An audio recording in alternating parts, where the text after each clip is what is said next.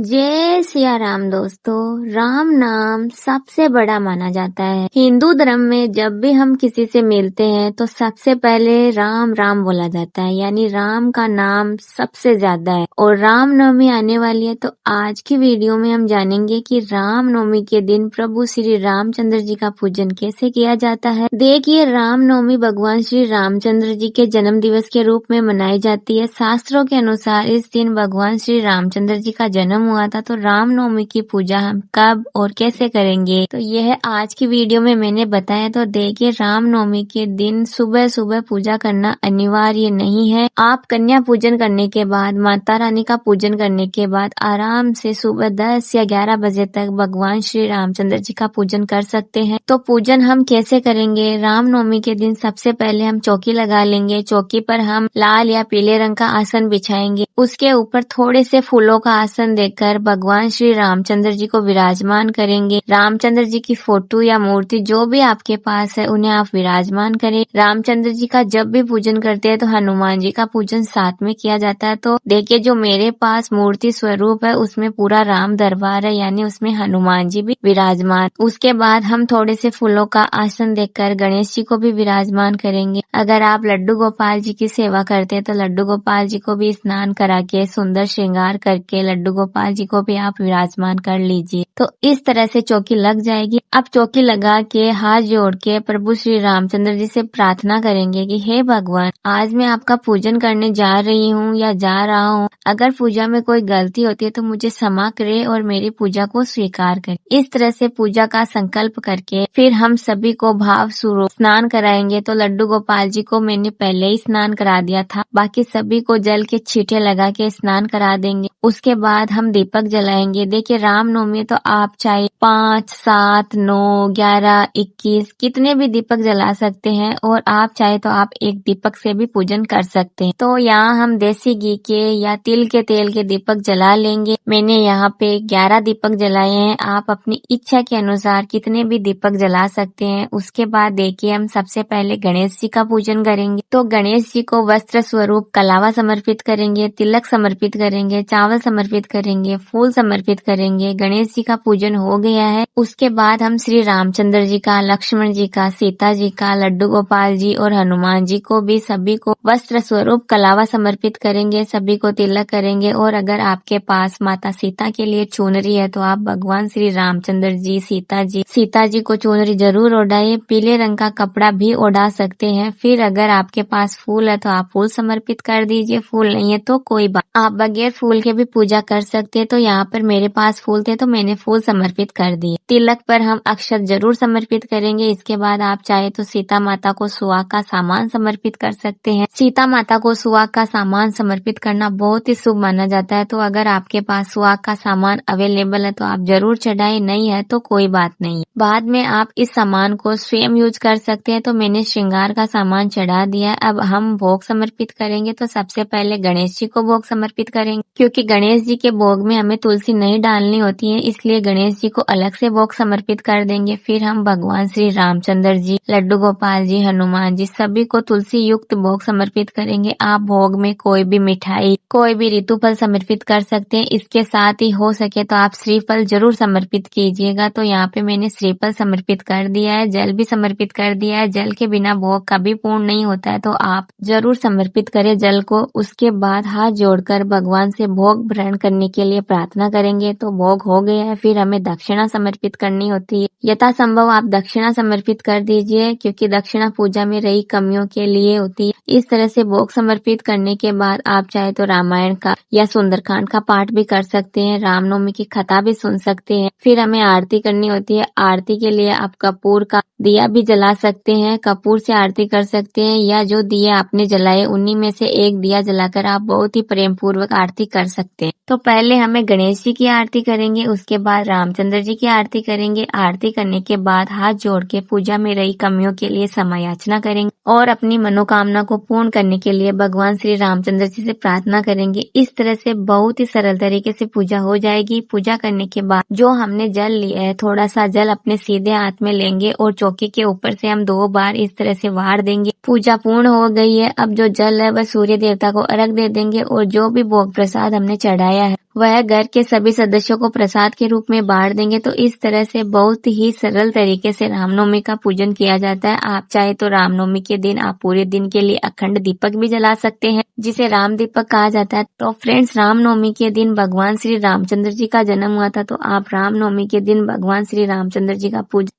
जरूर करें। और अगर आपके पास भगवान श्री रामचंद्र जी की फोटो या मूर्ति नहीं है तो आप प्रिंट आउट भी निकलवा सकते हैं। और रामनवमी के दिन रामायण घर में लाना बहुत ही शुभ माना जाता है। तो अगर आपके पास रामायण का ग्रंथ नहीं है तो रामायण का ग्रंथ आप रामनवमी के दिन घर पे जरूर लाए। इससे घर में सुख समृद्धि बनी रहती। तो आपको आज का ये वीडियो कैसा लगा कमेंट करके जरूर बताना। और ये वीडियो आपको पसंद आए तो वीडियो को थोड़ा सा भी यूजफुल लगे तो प्लीज वीडियो को लाइक कर देना। हम महिलाएं घर में तीज त्योहार कैसे बनाती है ये सब देखने के लिए चैनल को गलती से भी सब्सक्राइब करना ना भूलें। तो मिलते हैं नेक्स्ट वीडियो में, तब तक के लिए जय सिया राम, राधे राधे।